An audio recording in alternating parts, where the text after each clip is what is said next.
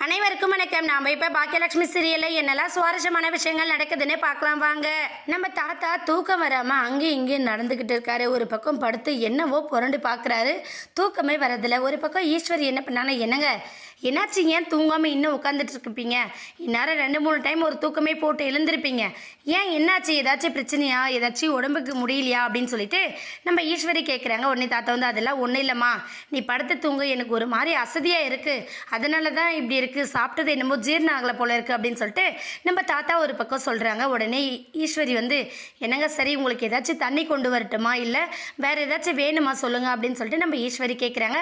தாத்தா வந்து எதுவுமே வேண்டாம் அப்படின்னு சொல்கிறாங்க. தூக்கம் வராமல் ரூம்குள்ளே அங்கேயும் இங்கேயும் நடந்துக்கிட்டே இருக்காங்க.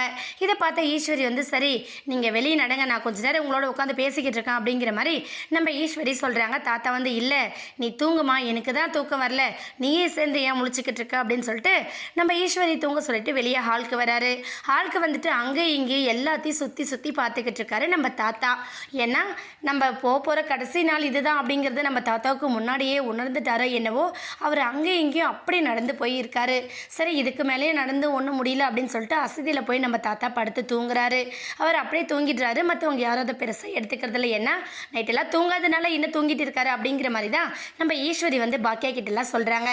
செல்வி ஒரு பக்கம் வீட்டில் வந்து என்ன பண்ணுறான்னா, அம்மா நைட்டு நீங்கள் என் கனவுல வந்தீங்க, நல்லா தகன்னு ஒரு புடவை கட்டிட்டு தலை நிறைய பூ பொட்டெல்லாம் வச்சுட்டு பார்க்க அம்மன் மாதிரி வந்திருந்தீங்க அப்படின்னு சொல்லிட்டு நம்ம செல்வி ஒரு பக்கம் சொல்கிறாங்க. உடனே பாக்கி வந்து ஏய் செல்வி, என் அத்தை கனவுல மட்டும் இல்லை எப்போவுமே அழகாக தான் இருப்பாங்க அப்படிங்கிற மாதிரி நம்ம பாக்கியாவும் சொல்கிறாங்க.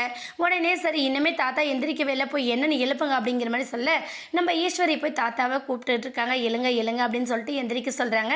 நம்ம தாத்தா எந்த சத்தமும் இல்லாமல் இருக்காரு. உடனே ஈஸ்வரி வந்து சரி நீங்கள் அசதியில் தூங்குறீங்க, தூங்குங்க, அப்புறம் வந்து எழுப்புறோம் அப்படின்னு சொல்லிட்டு நம்ம ஈஸ்வரி அங்கேருந்து கிளம்புறாங்க. என்னாக போதுன்னு வெயிட் பண்ணி பார்க்கலாம். இந்த வீடியோ உங்களுக்கு பிடிச்சிருந்தா மறக்காமல் நம்ம சேனலை சப்ஸ்கிரைப் பண்ணுங்கள். தேங்க்யூ.